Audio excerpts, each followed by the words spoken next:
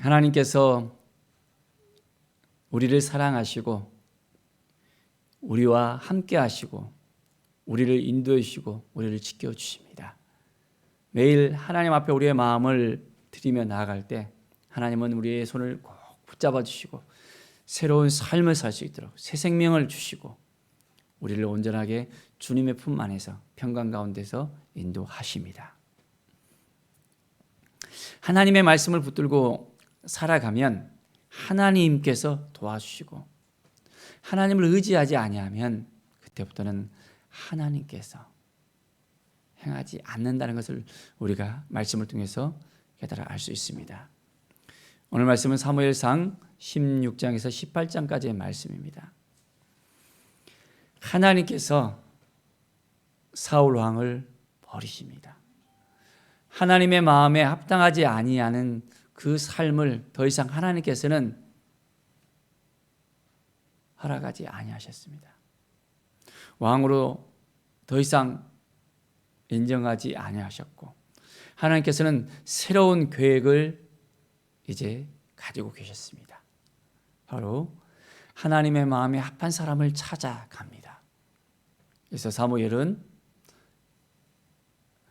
이새의 집에 가서 또한 제사를 드리며 그곳 가운데 기름 부음을 받을 자를 찾으러 가는 것을 우리는 볼 수 있습니다. 하나님의 그 마음을 가지고 나아갈 때 하나님께서는 인간적인 그 마음 속에 있는 그 모든 걸 다 내려놓게 하시고 하나님께서 택하신 자, 하나님이 말씀하신 자, 하나님이 인도하여 주시는 자를 찾으러 가게 하십니다. 16장 7절에 보면 여호와께서 사무엘에게 말씀합니다. 그의 용모의 키를 보지 말라. 내가 이미 그를 버렸노라. 내가 보는 것은 사람과 같지 아니하니 사람은 외모를 보거니와 나 여호와는 중심을 보느니라. 사람은 외모를 보는 경우들이 많습니다. 아, 저 사람 하면서 하나님은 그 중심을 보시는 하나님이십니다. 우리의 모든 것을 다 아시고 우리의 삶을 인도하시는 분이 하나님이십니다. 자, 이새의 아들 중에서 첫째 아들 엘리압을 보십시오. 정말 그가 굉장하게 인간적인 보기에는 대단했습니다. 그러나 하나님은 그렇지 않습니다. 아미나답을 부르고 또한 삼마를 불렀습니다. 그들이 아무리 키가 크고 용모가 아주 대단하다 할지라도 하나님 보시기에는 그 중심을 보신다는 것을 우리가 다시 한번 확인할 수 있습니다. 이제 이새의 아들 7을 보았지만은 여전히 하나님께서 말씀하시지 않은 거예요.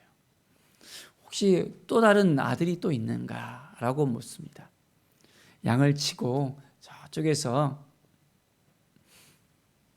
양과 함께 지내는 아들이 하나 더 있다 해서 그를 불러옵니다. 아주 얼굴이 아름답고 그 빛이 붉고 눈이 뺀 아들이었습니다.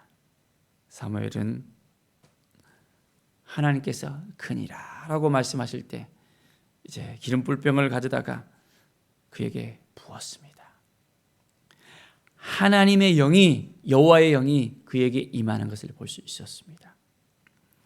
사랑하는 여러분, 그 중심을 보시고 하나님은 역사하십니다. 하나님은 우리의 중심을 보시는 하나님이십니다. 우리가 무슨 생각을 하고 있는지, 어떤 마음을 갖고 있는지, 어떻게 하나님께 나아가고 있는지를 하나님은 다 알고 계십니다. 아무리 숨기려 해도 숨길 수 없는 것이 하나님 앞에서의 우리의 마음입니다. 오늘도 우리가 온전히 하나님의 말씀을 들고 나갑시다. 하나님의 은혜를 품고 나갑시다. 하나님께서 우리를 통해서 어떻게 행하실 것인가 다시 한번 생각하면서 하나님 보시기에 합당한 삶을 살아가는 우리 모두가 되길 바랍니다. 이제 여호와의 영이 사울을 떠나는 것을 볼 수 있습니다. 그래서 여호와께서 부르시는 악령이 그를 번뇌하게 합니다. 그래서 사울이 신하들에게 말합니다. 나를 위하여 잘 타는 사람을 구하여 내게로 데리고 와라. 소녀중 한 사람을 데려와서 이제는 수금을 타게 합니다. 23절에 보면 하나님께서 부르시는 악령이 사울에게 이를 때 다윗이 수금을 들고 와서 손으로 탄즉 사울이 상쾌하여 낫고 악령이 그에게서 떠나니라. 이 수금을 통해서 어둠의 영이 떠나갑니다. 악령이 떠나갑니다. 하나님이 함께 하시고 하나님이 도와주시고 하나님이 인도해 주시면 우리 가운데 역사하는 모든 악령들은 떠나갈 수 있습니다. 우리가 오직 하나님만 의지하고 하나님만 바라볼 때 하나님께서는 우리를 통해서 행하시는 하나님인 것을 우리가 믿습니다. 오늘도 하나님이 주신 마음을 가지고 온전하게 나아갑시다. 17장의 말씀을 보면 블레셋과의 그 전쟁이 일어납니다. 그의 형들은 이제 그 전쟁에 참여하고 있었습니다. 아버지가 그 형들의 안부를 묻고 싶어서 또한 곡식과 떡덩이를 다윗에게 주면서 그 형들이 잘 지내고 있는지 보러 갔다 오라고 이야기합니다. 다윗은 아버지의 말을 따라서 이제 블레셋 사람들이 있는 그곳에 바로 이스라엘 진영으로 가게 되어집니다. 자, 그런데 그곳 가운데서 가드 사람 골리앗이 있었습니다. 아주 키가 장대하고 사람들이 보기에 너무너무 정말 두려운 마음이 가질 정도로 되었습니다. 이스라엘 모든 사람들이 그 모습을 보고 너무너무 두려운 마음이 생겨서 심히 떨리고 이제는 도망하게 되어지는 것을 봅니다.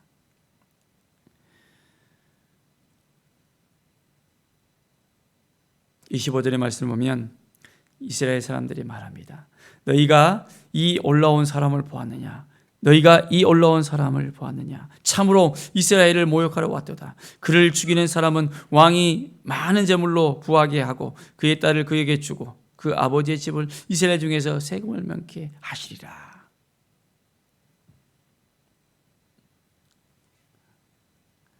아무도 나서지 않으니까 왕이 이제 혹시 저 사람을 죽이는 자는 재물도 주고 딸도 주겠다는 그 이야기가 또한 백성들 안에서 계속해서 이야기가 되어지고 있습니다. 다윗은 사람들의 그 마음들을 읽었습니다. 그리고 하나님이 주신 그 마음을 그들에게 나눕니다. 26절에 보면 이 블레셋 사람을 죽여 이스라엘의 치욕을 제거하는 사람에게는 어떠한 대우를 하겠느냐? 이 할례 받지 않는 블레셋 사람이 누구에게 살아계시는 하나님의 군대를 모욕하겠느냐? 살아계시는 하나님의 군대를 모욕하겠느냐라고 이야기합니다.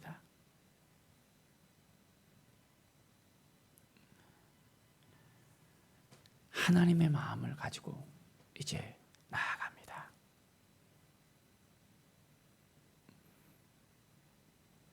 다윗은 왕에게 찾아가서 이 블레셋 사람을 이제는 죽이겠다고 이야기합니다.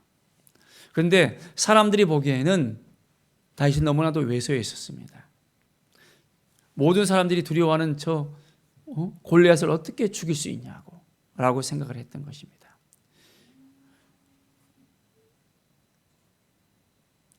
다윗은 분명하게 이야기합니다. 34절에 보십시오.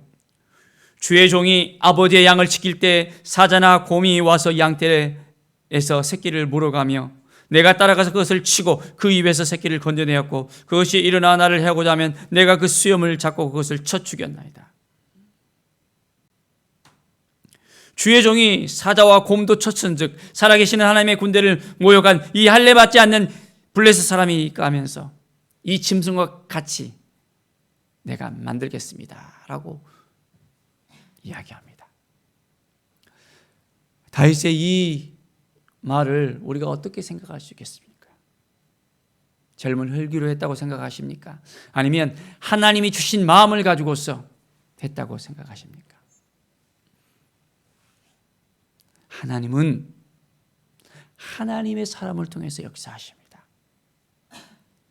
어떠한 두려움 가운데서도 하나님을 의지하고 하나님을 바라보고 하나님께 나아가면 하나님께서 역사해 주시고 인도해 주십니다. 명하게 우리는 깨달아 알아야 되겠습니다. 이제 다윗은 우매돌을 가지고 가서 블레셋 사람 골리앗을 쳐서 죽입니다. 손에 든 것은 칼이 없었습니다. 바로 만군의 여호와의 이름으로 가서 이제는 믿음으로 나아가서 골리앗을 쳐 죽이는 다윗이었습니다. 우리도 마찬가지입니다. 하나님의 마음을 품고 하나님의 사랑을 품고 하나님의 은혜를 가지고 우리가 이 땅 가운데서 여호와의 이름으로 나가야 됩니다. 하나님의 이름으로 나가야 됩니다. 예수 그리스도의 이름으로 나가야 됩니다. 하나님께서 역사해 주시고 인도해 주시고 붙들어 주시는 그 하나님의 마음을 품고 나아가면 하나님께서 분명하게 우리를 도와주시고 우리와 함께 해주시고 우리를 인도해 주실 것을 믿습니다. 분명하게 우리는 하나님만 바라보고 살아가는 인생이 되어야 되겠습니다. 18장의 말씀을 보면 이제 하나님께서 다윗을 통해서 계속해서 승승장구하게 하십니다. 다윗이 블레셋 사람을 죽이고 이제 성읍으로 돌아옵니다. 여인들이 서고와 경세를 가지고서 왕 사울을 환영합니다. 자, 그런데 여인들이 뛰놀며 노래했던 이 부분이 문제가 되어진 것을 볼 수 있습니다. 사울이 죽인 자는 천천히요 다윗은 만만이니라 라고 이야기합니다. 사울왕은 마음이 매우 안 좋았습니다. 아니, 내가 죽인 자가 천천히고 저 사람이 죽인 자가 만만이라고. 자, 아주 심히 노했습니다. 자, 그가 얻을 것이 그러면 무엇이겠느냐? 이 나라 말고 또 무엇이 있겠느냐 하면서 그때부터 시작해서 사울이 다윗을 주목하고 이제는 죽이려는 그 마음이 생겼습니다. 하나님의 마음을 품고 살아가면 하나님이 도와주시는데 하나님의 마음을 품지 못하고 이제는 나아가면 사단이 그 마음을 주장합니다. 하나님께서 부시는 악령이 사울에게 힘있게 내렸다 했습니다. 사울은 더 이상 하나님의 영에 의해서 이끌림을 받는 사람이 아니었습니다. 악령에 의해서 이끌림을 받는 악신이 그의 마음을 붙들고 흔들어 버리는 것을 볼 수 있습니다. 그래서 사울의 손에 창이 있었을 때 어떻습니까? 내가 다윗을 벽에 박으리라 하면서 그 창을 던지면서 다윗을 죽이려 했던 그 모습을 우리는 볼 수 있습니다. 악신이 그 마음을 주장하니까 자기도 어떻게 할 수 없는 것을 볼 수 있습니다. 사랑하는 여러분, 하나님을 의지하고 하나님을 바라보며 나갑시다. 하나님은 우리를 도와주시는 분이십니다. 우리와 함께 하시는 분이십니다. 늘 하나님 앞에 모든 걸 다 내려놓고 이제는 하나님의 음성을 들으면서 나아갑시다. 우리를 지켜주실 분이 누구십니까? 우리가 누구를 의지해야 됩니까? 오늘 하루를 살아갈 때 우리는 어떤 마음으로 살아가야 되겠습니까? 하나님이 주시는 그 마음으로 우리는 살아가야 되겠습니다. 하나님이 주신 능력으로 살아가야 되겠습니다. 하나님이 우리 한 사람 한 사람을 붙들어 주시고 지켜주십니다. 우리의 마음을 지키는 오늘 하루, 하나님의 영이 임하고 하나님의 사랑이 임하고 하나님께 주신 그 마음으로 오늘 하루를 하나님께 영광 돌리는 귀한 날로 세워지기를 간절히 축원드립니다. 기도하겠습니다. 하나님 아버지 감사합니다. 늘 하나님 앞에 나아가며 하나님의 은혜 가운데 가기를 원합니다.